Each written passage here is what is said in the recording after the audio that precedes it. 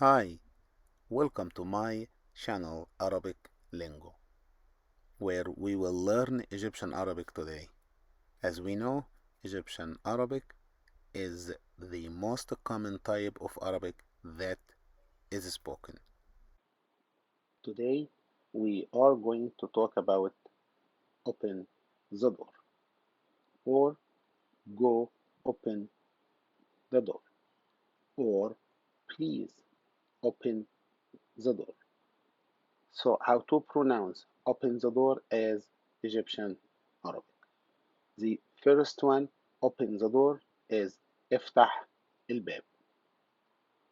افتح الباب. افتح الباب. The second one, go open the door. روح افتح الباب. روح افتح الباب. روح افتح الباب. The third one, please open the door, have two different meaning, two different way.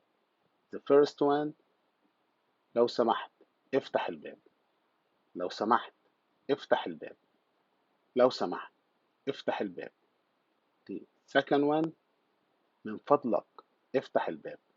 من فضلك افتح الباب. من فضلك افتح الباب.